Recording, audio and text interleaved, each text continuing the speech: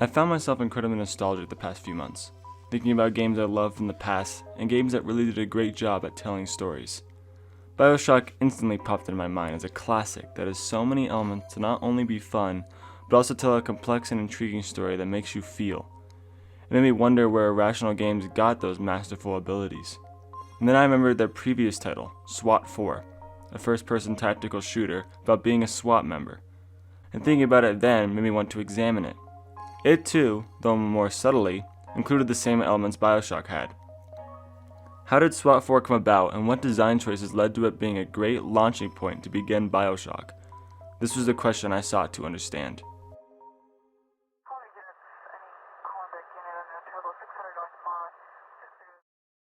First, let's discuss the development. Before Irrational Games began their staple IP, Bioshock, Irrational Games was tasked with making a more typical shooter. A shooter in a modern and realistic setting. SWAT 4 was put on Irrational's plate from Sierra Entertainment with several unfinished ideas and levels, just in the beginning of SWAT 4's development. Originally, SWAT 3, Close Quarters Battle, the predecessor to SWAT 4, was going to receive a different sequel titled SWAT Urban Justice, but that was scrapped as SWAT 4 came into focus. Being technically the 8th title in a long-running franchise from the 80s, Police Quest, Irrational Games felt a pressure to live up to what had been. After looking over the unfinished material Sierra had offered them, they decided to get rid of all of it and start from scratch. They wanted to create the game in their vision, and they felt it would be easier without trying to implement previous ideas that went against what they wanted. SWAT 4 was released in 2005 to generally positive reviews. It was praised for achieving its goal as a realistic police simulator. After SWAT 4, Irrational pumped out an expansion pack in the name of SWAT 4 The Stechkov Syndicate, which added several levels and quality of life improvements to the game. Once it was complete, it was clear through analyzing the game that Irrational already was beginning to show the various qualities that allowed for Bioshock to be as successful as it was just 1 year later.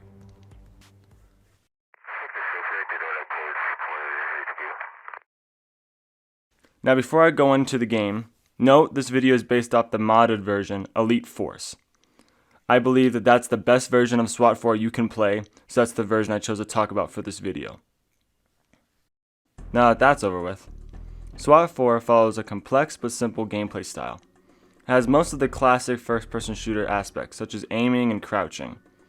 Where it differs is regarding the police realism the game goes for.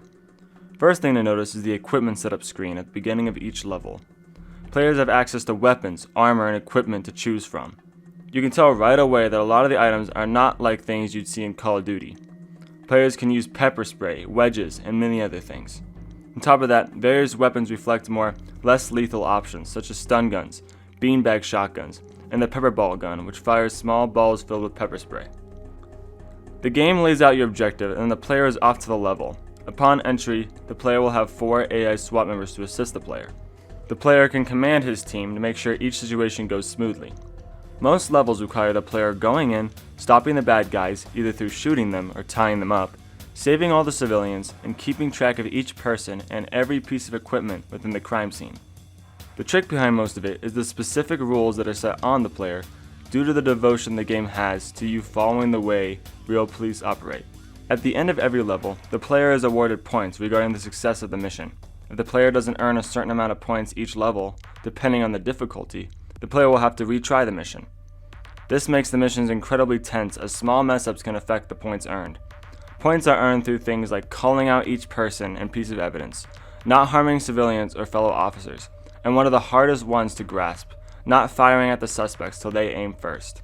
One would think that'd be simple, but after playing SWAT 4, I'll tell you, it isn't.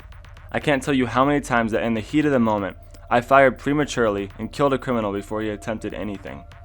Playing on hard, which is the difficulty I played on, one instance like that, and you have to restart the whole level. SWAT 4 is incredibly unforgiving, but that is part of the magic. It forces you to be careful and be smart about your approach. It forces you to be like a cop. Each level requires different tactics, and generally the levels get harder as you go, as more advanced criminals make their way into the later levels. You start with simple jobs, like a hold-up at a restaurant, and then end up with missions such as breaking into a cult that has no sense of self-preservation. The tension is ramped up continually, and some require stealth, while others require speed, so loud is pretty much the only way to go. Players unlock more supplies as they go, and are offered quite a wide range of weaponry and equipment to help them adapt. But even with that, no mission is a cakewalk. You may think that an older game wouldn't be hard due to the AI at the time. You'd be sorely mistaken. The AI in SWAT 4 is incredibly intelligent at times and always keeps you on your toes. They can easily trick the player and turn a situation you thought you had in control into chaos. One instance that comes to my mind is a case in the level Sellers Street Auditorium that I came across while playing. I had finished clearing the first floor with my team, and it was time to head up to the second floor. I wedged all the doors below to make sure no one jumped out behind us. As I went up the staircase, the door leading up to the staircase led to a long hallway. My team and I went to the left and started clearing. As we finished, I went back to that staircase to look for evidence. I noticed the door upstairs leading to the staircase was open. I hadn't left it open. I went down carefully, not knowing if somehow someone slipped by.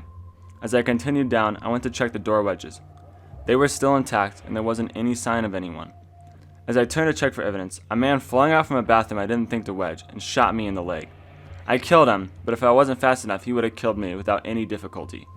After thinking about it, I realized what had happened. I must have come up the stairs and went to the left to start clearing. The man must have ran by us on the right side, ran down the stairs to the first floor, and then sat in the bathroom till he heard us come by. Only then, after waiting probably about 15 minutes real time, did he try to get the drop on me. It was that sort of crazy scenario that I realized the AI in this game is pretty intense. If the AI wouldn't have been good for the game, it would have flopped. All attention would have been gone since there wasn't any real threat. This game offers a real threat, however. 11825, code 6, 105 North Avenue, 52. I've been speaking on the gameplay that the game focuses on, but even disregarding that, the game still makes you feel like a cop by crafting its environment to make you feel fully in its world. First off, the introduction to each level, showcasing the story details, helps set up the environment. An officer outlines the mission ahead, the reported suspects, the number of civilians, the weaponry that might be needed, etc. On specific missions, the game even offers a recorded 911 call that really helps relay the realism of the levels. 911 emergency 107, hello? Hello? Is someone there? We need help over here. A bunch of guys with guns just attacked the band. All right, ma'am. Where are you? At the auditorium. Oh, shit! Which auditorium, ma'am? What's the address? The one on Sellers Street. Send help. Hurry! Once in the level, however, mise en scène, which is a common phrase used in film and plays which describes the way in which sets and items in a scene are arranged to make the audience feel a specific way, is heavily used. Small things like cigarettes littering parts of a room, to big things like the papers of victims and murders along the walls of certain locations, make the world feel real and lived in. In fact, let's take a look at the level Fairfax Residence to fully comprehend the complexity of the atmosphere.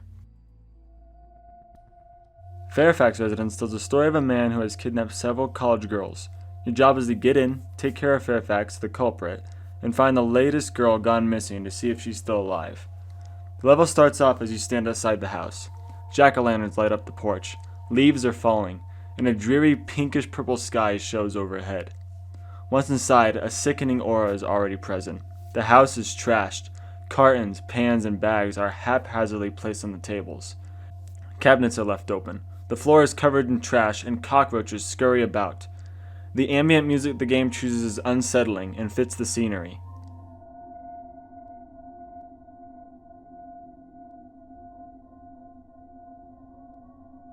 The eerie hum is paralyzing. The house is dark, and a flashlight is recommended, adding to the creepy factor. As you walk in the main living room, an audio cue plays that heavily sets the scene as if it hadn't been set already. A mother cries on the radio, asking for her daughter back. I would just like to say, Melinda, if you can hear me, honey, I love you very much. And I'd like to say to whoever took her, I beg you, please bring my daughter back. Please. Got it. Please. That was the mother of Melinda. The voice actress of the mother sounds so real and honest. Makes you get put into that world. You think about how evil this fictional person you are coming to restrain is. Also, to think the people committing the crime are listening to the radio and hearing this is disgusting. As you investigate further, you find images of Jesus are placed around the house. It greatly contrasts the reality of the situation and makes it that much more unnerving. You take care of Fairfax and his co-conspirator, depending on where they are in your playthrough. You also find his mother, which seems to be completely unaware of what's going on in her house. Once they are dealt with, you find a room in the main floor that is littered with newspapers, and when you head downstairs, you begin to find out why. The basement is just as trash. Cages full of dead rats are placed in several spots, further emphasizing the death that is present in the household. One room has multiple prints of the Fairfax kidnappings all over the walls. A mattress with several snacks and sodas is laid on the floor with a screen on the end that is showing one of the victims still alive in the house, as though it's for viewing. Finally, you arrive at the room containing that very victim, the papier-mâché room. That's what all the newspapers were for, and when the creepiness is cranked up to 11. Masks hang from the ceiling. One more detailed mask sits on the desk with makeup and hair attached to it. Paper body parts litter the place. Legs, torsos, arms. The victim lays on a makeshift bed, half a paper mask attached to her face. She's barely conscious. A metal door leads to a small side tunnel that the reported missing girl you were looking for is in. She is bruised up. You tie her up, notify the EMTs, and move on to the next mission. While not many levels contain the same amount of terror and evil plastered on Fairfax residents, the game's ability to set up a situation like that with such detail should be applauded. You really do feel in that world, that sick, twisted world. On top of the actual design, the pacing of the level is brilliant if one takes the top entrance. You start off small, just seeing the trash of the house, but then a build-up is put into place. The climax is met when you enter the papier-mâché room. The level builds up the ante as you go. It's no wonder SWAT 4 has this be the first level in the game. It showcases all the game's subtle storytelling highlights. But even beyond that level, each level's unique situation and the environment/story set up for each is just as powerful. 3 more examples come to mind. The first being St. Michael's Medical Center, which is a high-risk level that is about several mercenaries being sent to kill a government official in a hospital. The part that sticks out to me is the start. The game offers perspectives that aren't commonly seen, such as the threat of live TV to the SWAT entrance. As soon as the SWAT arrives, this scene plays out. Stop them! Stay back. Thank you, Terry. We're reporting live just a few blocks from St. Michael's Medical Center, where apparently terrorists have invaded the ER wing.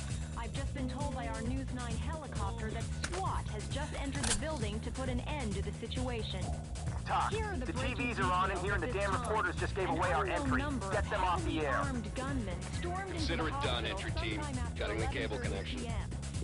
People wouldn't normally think of this as an issue, but it is brought up. It's such a cool way of switching the dynamic of the level as well. Most levels let you sneak your way through, going room by room, but this level requires you to go fast and go in loud. The mercenaries rush you often in the level, since they are heavily trained and know you are there. This increases the overall intensity of the level. It shakes things up and makes it unlike other levels. In regards to shaking things up, another level, the Department of Agriculture, requires the player to disable several bombs around the map. The player is timed because of this. This is in the same vein as the previously talked about level, since it's unlike any other due to the unique circumstances the level creates. However, in regards to a level that does a great job at immersing the player much like Fairfax, Children of Tyrone Tenement is up there too.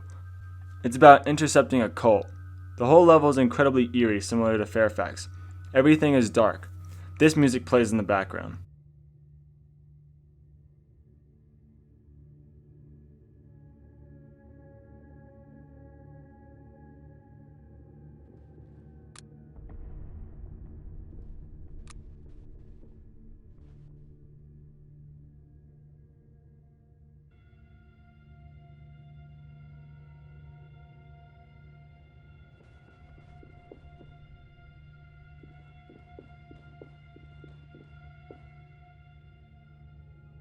And writings are all over the walls outlining the beliefs of the cult.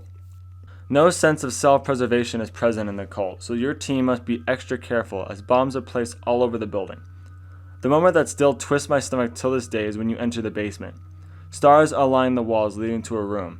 You open the door to the room, and in the middle of a blue lit-up wall is the word farewell. Multiple small lumps of dirt are piled around the room, with signs saying, "Farewell, my beloved son. This shall be hands to greet you. And your breath has been lifted, praise the one." it's a graveyard for children. The part that gets me the most is hearing the characters in the game react to this finding.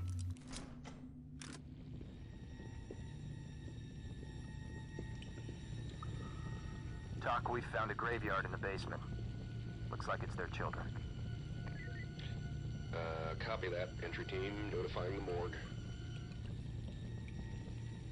The way the actors say the lines just emphasizes how hard it would be to be a SWAT member and find something like this. The officer reporting pauses as he states it's their children, and the man on the other line speaks quietly and with sadness as he tells them he'll let the morgue know. There aren't many times when the actors show emotion in this way, as subtle as it is, but the effect is powerful and really hits home SWAT 4's realism towards police duty. It in no way glorifies being a SWAT member. Despite all the fun the game offers, it is still first and foremost a SWAT simulator, so it doesn't sugarcoat things, which I believe is part of SWAT 4's magic.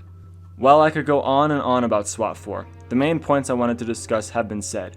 Its gameplay, story, environment, and pacing is all set perfectly. SWAT 4 is a game that seems to have been forgotten, but still is a masterpiece in my eyes. The way it not only has the gameplay elements to make it a great tactical shooter, but also places many environmental and story elements to keep it interesting is incredible. It makes the player not just physically feel like a SWAT member, as discussed before, but also mentally feel like a SWAT member. It's no wonder Irrational Games would go on to create the instant classic directly afterwards, Bioshock, given this previous work.